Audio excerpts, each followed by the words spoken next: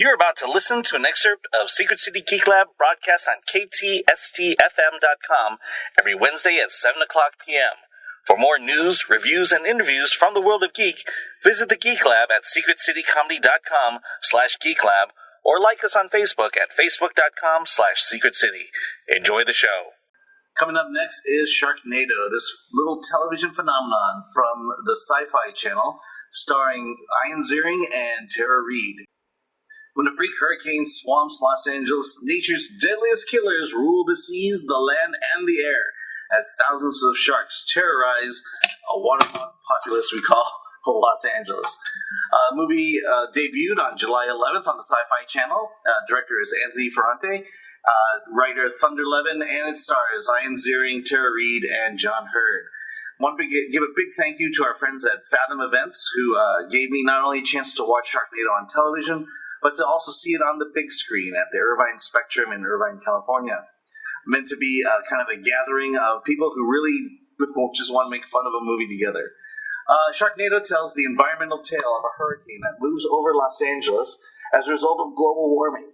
It causes severe flooding and an infestation of hungry sharks swimming through its streets. Our heroes, Finn Shepard, played by Ian Ziering, Nova Clark, Cassie Sherbo, and Baz, who was played by Jason Simmons, they were together at Finn's bar. When the tornado hits, Finn and the gang sets out to save his ex-wife, played by Tara Reid, and his two children, Claudia and Matt. It was also great to see John Hurd and the Brady Bunch star Robbie Rist in the movie as well. In the process, our heroes must save not only their bar customers, but they also have to dodge a runaway Ferris wheel, escape a shark-infested living room, save a bus full of children, and fly a helicopter into the heart of a tornado in order to drop a firebomb, which is exactly how you stop a tornado when it's infested with hundreds of sharks. Now look, at this point in the movie, the point of this movie is not to really sell you on a realistic tale, but it's just really there to just show you how many different ways you can kill an airborne shark, or how an airborne shark can kill somebody. It's really not there to be that real of a movie, but just to be a fun gore fest. And mind you, this is a low budget gore fest. It's filled with silly situations. There's a minimal attempt to try to tell a story of a man trying to get his family back together. But every stereotype that you can have in a disaster type film is here in Sharknado. Now, to say that Sharknado is a B movie is an understatement. By definition, a B movie is shot fast and shot cheap, and you can tell right away that this movie had no budget and had no time to film it. But let's talk about what makes Sharknado, what sets it kind of above all the other B movies. First, the acting. I've seen worse acting in real B movies. In this movie, they literally take people, in B movies, they literally take people with zero acting abilities and experience and just give them lines to say.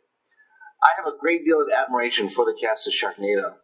Now, there are no Oscar-winning performances here. The acting, I would just say, is good enough, or done at a good enough level, that you just forget that you're watching a truly absurd movie. And don't worry, there are times where overacting does take over. And then special effects. When you look at the special effects of Sharknado, there's an element of guerrilla filmmaking here. You know, if Jurassic Park can make you believe that you can stand next to a real dinosaur, Sharknado makes you believe that even you can make a disaster movie using Photoshop and a few good iPhone apps. Again, admirable attempt by the effects team here at Sharknado, but I've been there before. I've had to usually take makeshift tools and editors and try to do something that looked better than the original footage that was given to me. When working with restoration tools, you're always at the mercy of that original footage and the power of the technology of that time.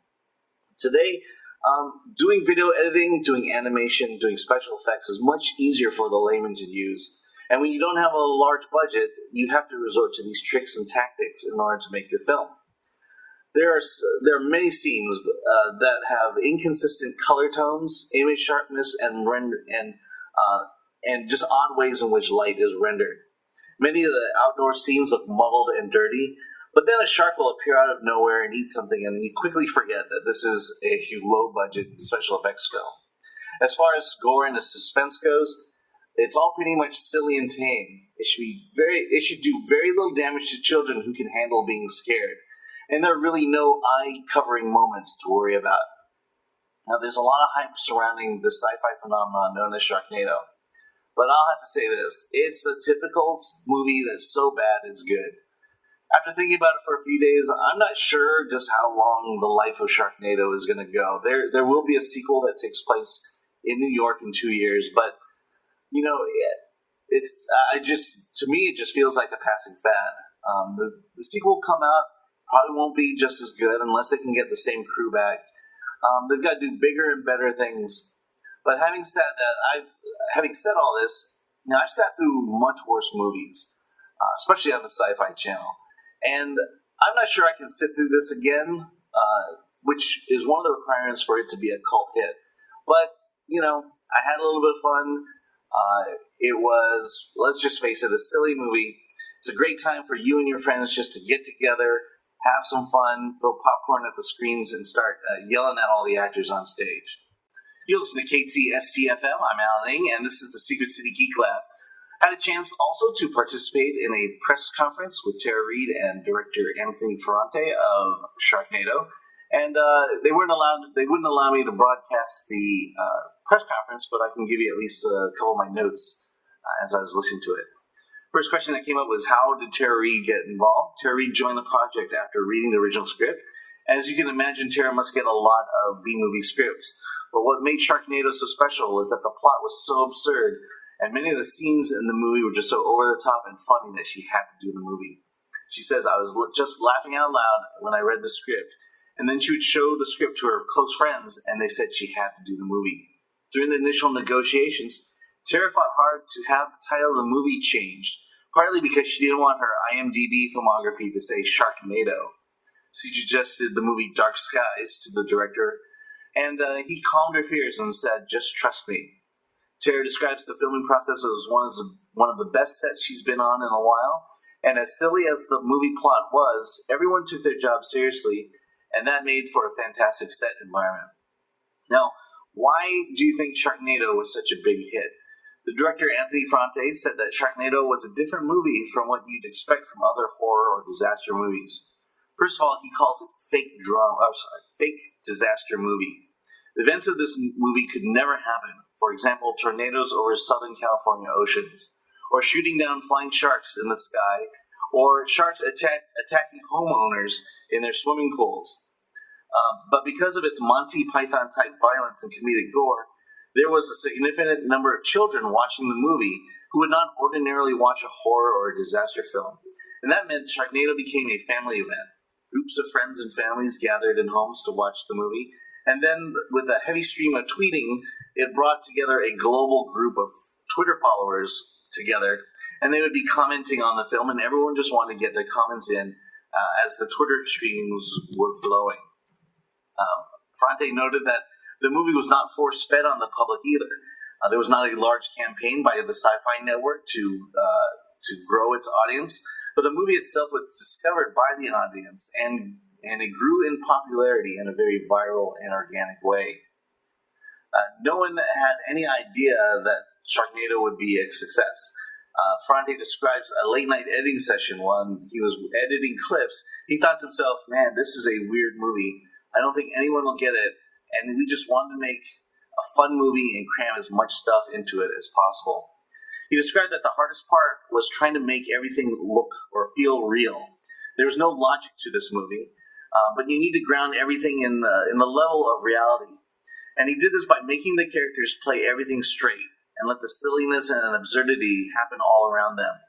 We just had to have fun with it, and everyone from the network and the production company got on board with that. And it made for support from Sci-Fi and the movie studio's Asylum that much easier. There were casting challenges.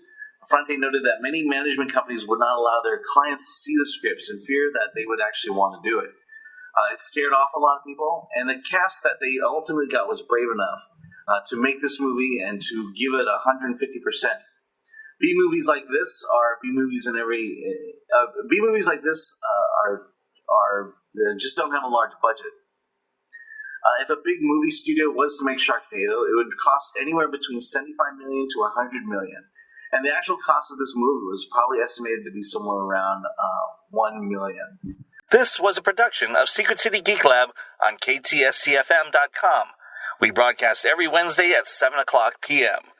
Visit the Geek Lab at secretcitycomedy.com/geeklab or like us on Facebook at facebook.com/secretcity.